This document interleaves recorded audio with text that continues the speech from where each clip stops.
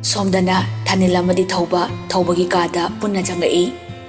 Tomthin phamungda hibli. Thawbana Ai, Tomthin, nang nasin sianga ba? Tomthin na sienge. Thawbana Nasa kasi tawdabra. Tomthin na Nai, song chalaga washroom faudi changnure. Thawbana Breakfast si chasalu hawgalu se. Tomthin tapna sauraga phamungda phammi. Thanil na Ibungo nang handak honglakliba nawong natawsi iba kaya yaningde. Nang bukay da soihigani khanna ipana kanna honakibani. Nang di gyan tai khallubani. Adubu khallubaga tawthorakpaga pura tayonare. Nang na asumna tawrakani haibasi thajarude. Hoi, noi pakhangni ngawba yai nupi koiba yai. Adubu nupi macha ama kainabagi nasana nasabu kanano haiba phau kaure. Nasana nathanta sijagi haiba phau khalle. Sihaudabagi sinaba honaribra. Nang na angaw afaigum tawribado. Nang laik su hairaba mi ama natra. Karigi wakal khantaba ngamde. Psychologically nang problem lairabane. Suicide attempt to bahibase nang ngawde haiba sunya yaroi. Ipa nahan makai wangang ramloi. Adubo masidi ay taseng hurt oire. Ay ni hek puksaba isana hui angawbugum torokladi hui bu oiriba aikoina layeng batay. Layeng bayadradi hatok patay haibadu yorok pasuyay. Ay bu wayam na sungahan gano. Nasagi career mangan gano. Miya mo oina bahana hotno. Nupi hay sidi nang nami orba matamda laysage hayna okthong malakani. Ay masidagi henasu nangonda wangang loy. Nang na nasana nasagi aranbado realize tawdrifaw ibanang bu amuhan na kawkraroy. Asi haramnaga Thanil du hawatuna thokre. Tomthin du lukthaduna lay. Makhudda bread adu pairi. Mayada hukpasu ngamdre. Thawbana changsinduna phamungda phamnaga harai.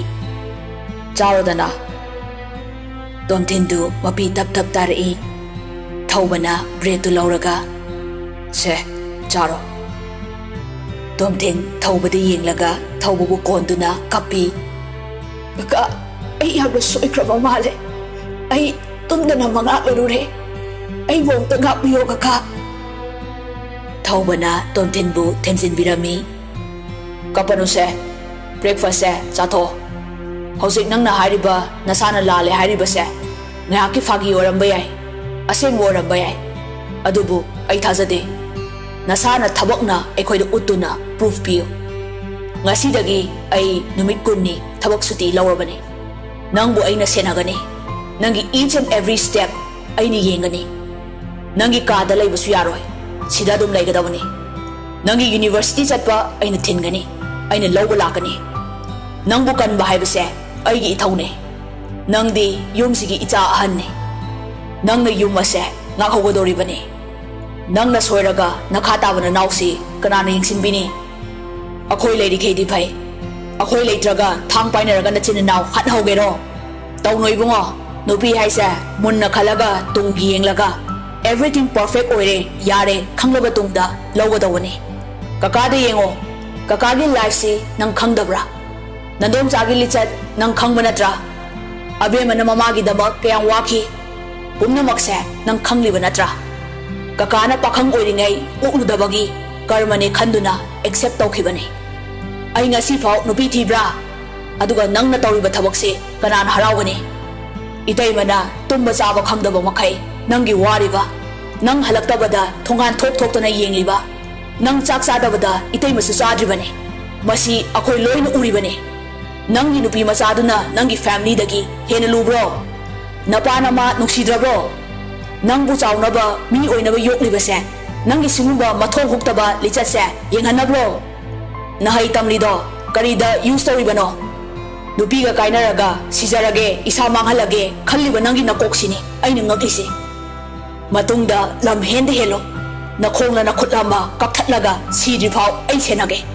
Hatpa haidudi ichani ngamloroidabanina. Tomthin du hikna kaplaga mapidu taythoi. ꯑꯗꯨꯒ ꯊꯧꯕꯒꯤ ꯃꯈꯨꯠ ꯑꯅꯤꯗꯨ ꯀꯟꯅ ꯄꯥꯏꯔꯒ ꯍꯥꯏꯔꯛꯏ, ꯀꯀꯥ, I promise, ꯑꯩ ꯃꯇꯨꯡꯗ ꯁꯨꯝꯕꯁꯦ ꯑꯃꯨꯛ ꯍꯟꯅ ꯇꯧꯔꯔꯣꯏ. ꯅꯆꯥꯕꯨ ꯊꯥꯖꯕꯤꯌꯣ. ꯅꯆꯥ ꯃꯤ ꯑꯣꯏꯅꯕ ꯍꯣꯠꯅꯖꯔꯒꯦ. ꯀꯀꯥꯅ ꯅꯆꯥꯕꯨ ꯁꯦꯟꯅꯕꯤꯌꯣ. ꯑꯩ ꯄꯥꯕꯨꯡ ꯍꯣꯏ ꯀꯀꯥ ꯍꯣꯏꯒꯤ ꯃꯥꯏ ꯊꯤꯅꯕ ꯊꯕꯛ ꯑꯃꯨꯛ ꯍꯟꯅ ꯇꯧꯔꯔꯣꯏꯒꯦ. ꯄꯥꯕꯨꯡꯅ ꯑꯩꯕꯨ ꯋꯥꯔꯧꯈ꯭ꯔꯤꯁꯦ ꯀꯀꯥꯅ ꯑꯃꯨꯛꯇ ꯍꯥꯏꯕꯤꯌꯨ. ꯑꯩ ꯄꯥꯕꯨꯡꯗꯁꯨ ꯂꯥꯜꯂꯦ ꯍꯥꯏꯖꯒꯦ. ꯑꯩ ꯉꯁꯤꯗꯤ ꯃꯤꯀꯞ ꯊꯣꯛꯂꯦ. ꯑꯩꯒꯤ ꯄꯨꯟꯁꯤꯁꯦ ꯂꯝꯍꯥꯡꯅꯔꯨꯔꯦ ꯀꯀꯥ. ꯉꯁꯥꯏ ꯃꯈꯩ ꯊꯣꯡꯖꯤꯟꯒꯤ ꯃꯔꯨꯝꯗ ꯂꯦꯞꯂꯒ ꯂꯣꯟꯅ ꯌꯦꯡꯂꯤꯕ ꯊꯥꯅꯤꯜ ꯑꯃꯗꯤ ꯂꯩꯁꯅꯥ ꯃꯆꯥꯒꯤ ꯃꯇꯧꯗꯨ ꯎꯔꯒ ꯂꯣꯟꯅ ꯀꯞꯆꯔꯝꯃꯤ. ꯊꯥꯅꯤꯜꯅ ꯂꯩꯁꯅꯥꯗ ꯇꯞꯅ ꯍꯥꯏꯔꯛꯏ, ꯂꯥꯛꯑꯣ ꯃꯈꯥꯗ ꯀꯨꯝꯃꯁꯤ. ꯑꯅꯤꯗꯨ ꯇꯞꯅ ꯀꯨꯝꯊꯔꯛꯏ. ꯂꯩꯁꯅꯥꯅ, ꯏꯆꯥꯁꯦ ꯉꯁꯤꯗꯤ ꯒ꯭ꯌꯥꯟ ꯇꯥꯔꯕ ꯃꯥꯜꯂꯦ ꯃꯈꯣꯏ ꯇꯥꯃꯣ. ꯊꯥꯅꯤꯜꯅ, ꯑꯩꯅ ꯊꯧꯕꯕꯨ ꯊꯥꯖꯩ. ꯑꯗꯨꯅꯅꯦ ꯑꯩꯅ ꯏꯕꯨꯡꯉꯣ ꯐꯨꯕꯗ ꯅꯪ ꯈꯥꯡꯒꯅꯨ ꯍꯥꯏꯔꯤꯕꯗꯣ. ꯏꯆꯥꯁꯦ ꯃꯥꯡꯕ ꯇꯥꯔꯦ ꯈꯟꯅ ꯃꯥꯅ ꯉꯔꯥꯡꯒꯤ ꯁ꯭ꯇꯦꯞ ꯑꯗꯨ ꯂꯧꯈꯤꯕꯅꯤ ꯍꯥꯏꯕ ꯑꯩ ꯈꯪꯉꯤ. ꯑꯉꯥꯡ ꯍꯥꯏꯕꯁꯦ ꯐꯖꯅ ꯍꯥꯏꯔꯒ ꯌꯥꯕ ꯑꯃ, ꯐꯨꯔꯒ ꯌꯥꯕ ꯑꯃ, ꯑꯅꯤ ꯁꯨꯕꯅꯤ. ꯅꯆꯥꯅꯨꯄꯥꯁꯦ ꯐꯨꯕꯤꯌꯨ ꯑꯗꯨꯒ ꯒ꯭ꯌꯥꯟ ꯇꯥꯖꯒꯦ ꯍꯥꯏꯕꯗꯨ ꯑꯣꯏꯔꯝꯂꯦꯅꯦ.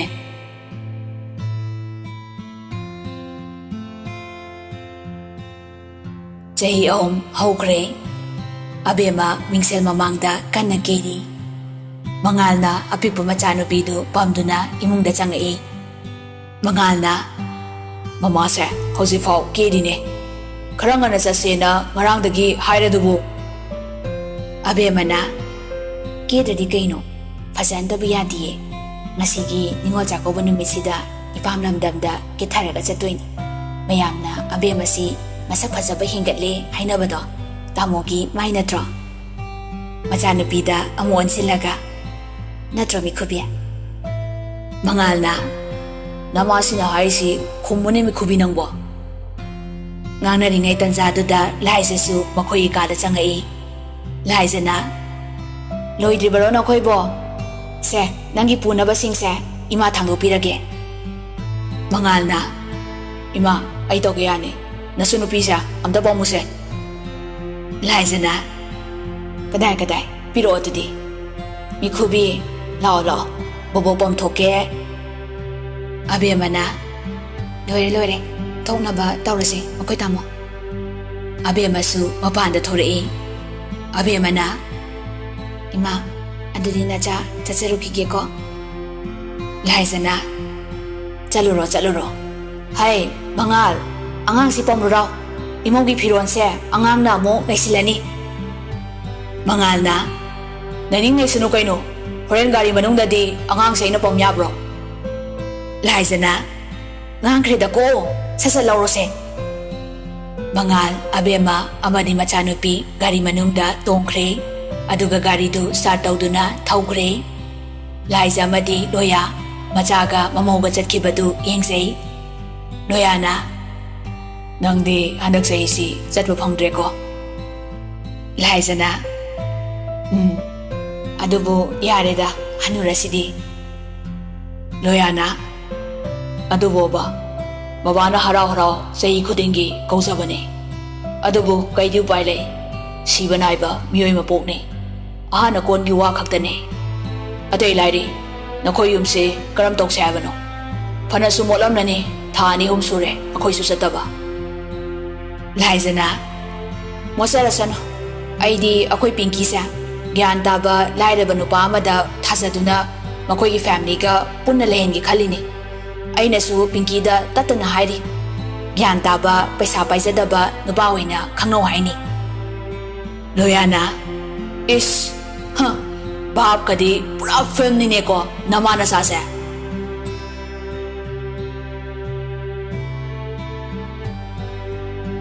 ꯉꯥꯏꯍꯥꯛꯀꯤ ꯃꯇꯨꯡꯗ ꯑꯕꯦꯝꯃꯁꯨ ꯃꯄꯥꯝꯗ ꯊꯨꯡꯂꯔꯦ. ꯂꯩꯁꯅꯥ ꯍꯣꯏꯒꯤ ꯏꯃꯨꯡꯁꯨ ꯆꯥꯛꯀꯧꯕ ꯅꯨꯃꯤꯠꯅꯤ ꯍꯥꯏꯗꯨꯅ ꯄꯨꯡꯂꯥꯡ ꯂꯥꯡꯂꯤ. ꯇꯣꯝꯅꯥꯎꯅ, ꯏꯃꯥ ꯑꯩꯈꯣꯏ ꯑꯕꯦꯝ ꯍꯣꯏꯁꯨ ꯌꯧꯔꯛꯑꯦ. ꯑꯩ ꯄꯣꯠ ꯆꯩꯁꯤꯡꯁꯦ ꯑꯃꯨꯛꯇ ꯂꯧꯁꯜꯂꯨꯒꯦ. ꯂꯩꯁꯅꯥꯅ, ꯂꯧꯁꯤꯜꯂꯨꯔꯣ. ꯏꯃꯥꯁꯨ ꯈꯨꯠ ꯊꯥꯗꯣꯛꯄ ꯌꯥꯗ꯭ꯔꯦ. ꯑꯕꯦꯝꯃꯗꯨ ꯒꯥꯔꯤꯗꯒꯤ ꯀꯨꯝꯊꯔꯛꯏ. ꯇꯥꯃꯣꯆꯥ, ꯑꯩꯈꯣꯏ ꯇꯥꯃꯣꯆꯧꯗꯤ ꯂꯩꯇ꯭ꯔꯣ?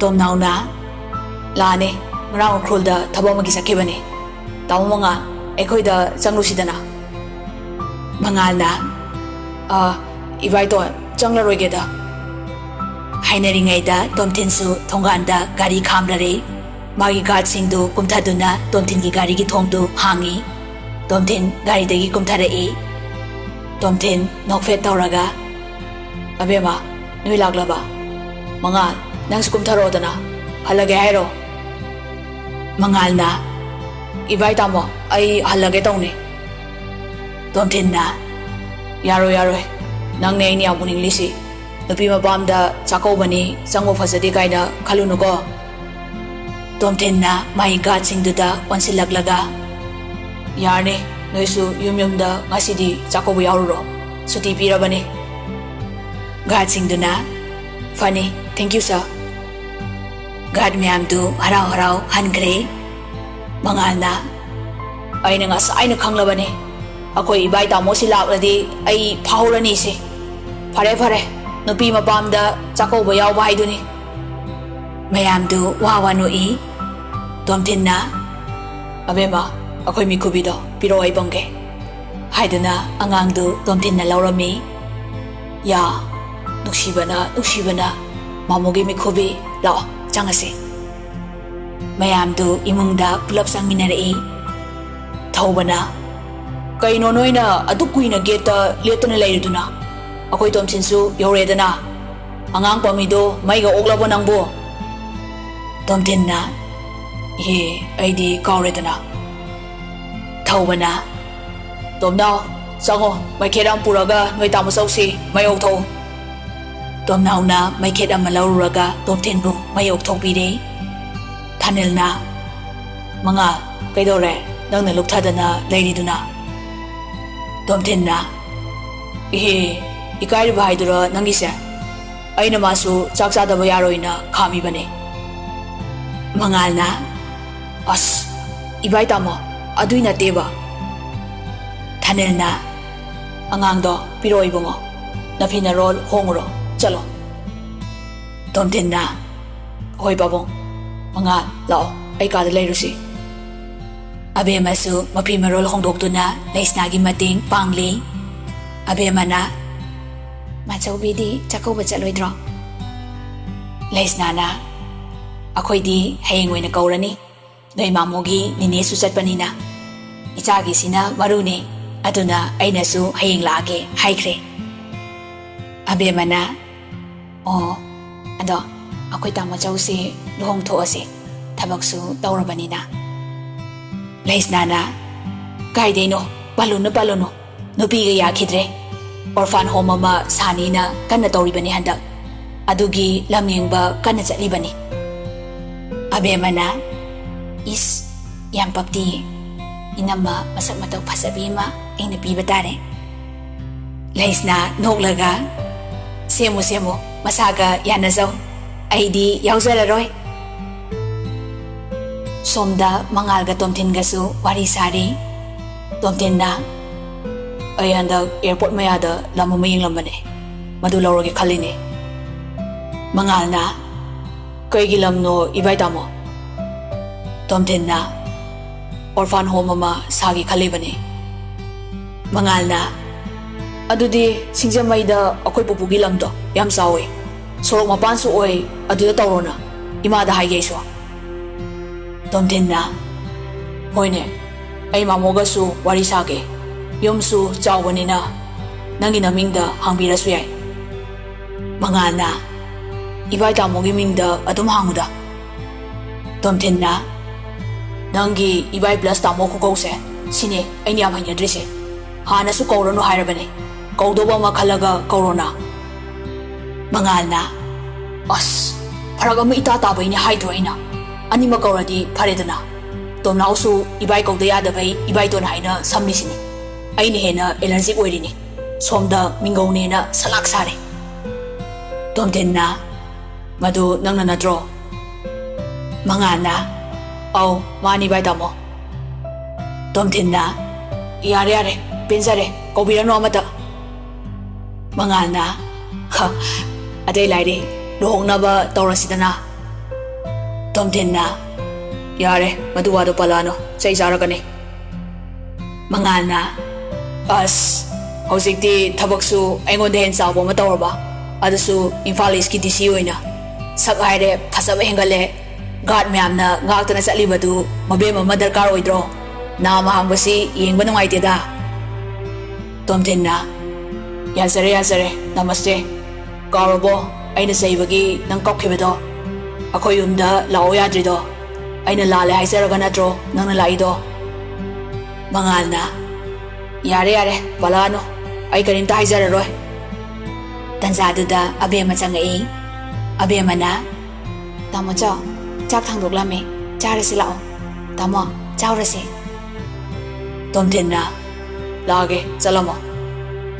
Mangal na. Aibu chakauba numitida nupi mapamda chaba tarabo. Tomtin na. Yam paktre nupi mapam ni kalono. Nanegi mayum ni kalaga yen mapaidu sikpirurasi. Mangal na. Hoide ninegi yum niko. Ani desu makala kumagduna mayamdu haraw chaksa minarami. Abe mana. Ako'y daudi hawat pangamdrabo bacho. Tanil na. Ngamdre, naboksina wakal dadabadagi masu thawai nungaitraba male. Wakal na solabani. Abe mana, ambokse yam nungaite ko. Masu ay pau khangdre ko. Leis nana, hay, chak to charo yare. Ahan hay sidabu kari phasaningai lege. Saramdaida emotional oiba wari tawragumsi. Mangal, nangdu kaige hapauge. Mangal na. Nene, yarnida. Tomtin na. Ikarno, kit namsilo. Tawba na. Masina, hek ngang torok sina, angang se, chao po ngamaroy ne. Tomtin na. Karigi ngamloy doriba. Tumin, pukong base, sit nado niyong kaka. Tanil na. Saro yare, wangang narukumsiko. Mayamdo, wari sana chaksabasu loisilagli. Chaksaba toglakpagi ngihak pothaduna mayamdo wari watay sanari. Tomnaw na. Ako'y bemase, dokina yamdorida. Abema na. Yamdadi kayo no? Tomtin na. Mga giso yamida. Mga aldo ikairap taong na. Ibay tamo. Mayamdo wawano Tawba na masunubido pamdo na sanari. Masutoy bise nuksiba na. Ya, isadagi isune hena nuksi haido sati na sumigo. Nuksiba na masutoy bise. Tanil na. Masugi dadaw na sanapor yam na laikrabani ko. Horendi sanapor maragda angang si tumdorido. Tomtin na. Mamona su minyan gi asawa softo yam laire. Tomnaw na. Dakina pinarasi, putok na ro, thank you ni ma'am. Tanil na, pukamamada, may tayirani fi, pasabama, hapto na, abemada, pirami, abemana, tanil bu, kurumzay. Paso, nacha, anay, gyawdo na, naisagi ko. Tanil na, nako pawasik na, nungay nilayo. Matangis ako bada, sidagihin na tawdoy ni. Tawba na su masagi may tegi piyema pirami. Tawba na. Ipagi bema. Punsinong sang na. Ing na signa. Mungay na panbo ko. Abema na mapabo kurumsay. Papa. Nasa matampong bada. Ahalaman giseba tawdo na. Nungay na laysagi. Papa su anayag yawda na. Nasagi kung kudingi. Chakaw balak pa ngay biramu ko. Tomtin na su masalgi sanagilik ama pirami. Abema na. Tamo cho, yamandro si de. Tomtin na. Isalgi nabong na kanisu tawbang amdre. Adugi pasimadi nabonggi humamamal na tanba sel na isalgi kodol ni. Matampong bada anay yawda ba oyu isaldi. Abema na. Tamo cho, nasalbo matampong bada chakaw biba kaubigan ko. Tomnaw na. Ay di isalgi paisawa na pirage. Haydo na lising ani sa piyema machalda pirami. Abema na. Tamachagi sina ipay emergency da kanani. ꯃꯌꯥꯝꯗꯨ ꯄꯨꯟꯅ ꯅꯣꯛꯏ꯫ ꯊꯧꯕꯅ ꯑꯉꯥꯡꯒꯤꯁꯤꯗꯤ ꯁꯤꯗ ꯂꯩꯔꯦꯀꯣ ꯄꯨꯂꯞ꯫ ꯇꯣꯝꯊꯤꯟꯅ ꯑꯩꯈꯣꯏ ꯃꯉꯥꯜꯒꯤ ꯑꯃꯨꯛ ꯄꯤꯔꯁꯤ ꯃꯌꯥꯝ꯫ ꯃꯉꯥꯜꯅ ꯀꯔꯤ ꯑꯩꯒꯤꯗꯤ ꯇꯧꯕꯤꯔꯅꯨ ꯌꯥꯔꯦ ꯑꯩ ꯆꯦꯟꯖꯍꯧꯔꯒꯦ꯫ ꯇꯣꯝꯊꯤꯟꯅ ꯅꯪꯒꯤꯗꯤ ꯐꯅꯦꯛ ꯂꯩꯔꯤ ꯆꯦꯟꯈꯤꯕ ꯌꯥꯔꯣꯏ꯫ ꯃꯉꯥꯜꯅ ꯏꯕꯥꯏ ꯇꯥꯃꯣ ꯅꯆꯦ ꯅꯅꯥꯎ ꯁꯥꯎꯔꯛꯀꯅꯤꯀꯣ꯫ ꯇꯣꯝꯊꯤꯟ ꯅꯣꯛꯂꯒ ꯀꯔꯤ ꯅꯆꯦ ꯅꯅꯥꯎ ꯃꯤꯡꯒꯁꯤ ꯃꯥꯅ ꯄꯪꯊꯣꯟ ꯊꯣꯜꯂꯤꯁꯦ ꯀꯩꯅꯣ ꯃꯁꯤꯕꯣ ꯍꯩꯅꯗꯕ ꯉꯥꯛꯇꯗꯨꯁꯨ꯫ ꯃꯌꯥꯝꯗꯨ ꯋꯥ ꯋꯥ ꯅꯣꯛꯂꯝꯃꯤ꯫ ꯑꯁꯨꯝꯅ ꯃꯉꯥꯜꯒ ꯕꯦꯝꯃꯒꯁꯨ ꯅꯨꯃꯤꯠ ꯇꯥꯗ꯭ꯔꯤꯉꯩꯗ ꯃꯌꯨꯝꯗ ꯍꯜꯂꯛꯂꯝꯃꯤ꯫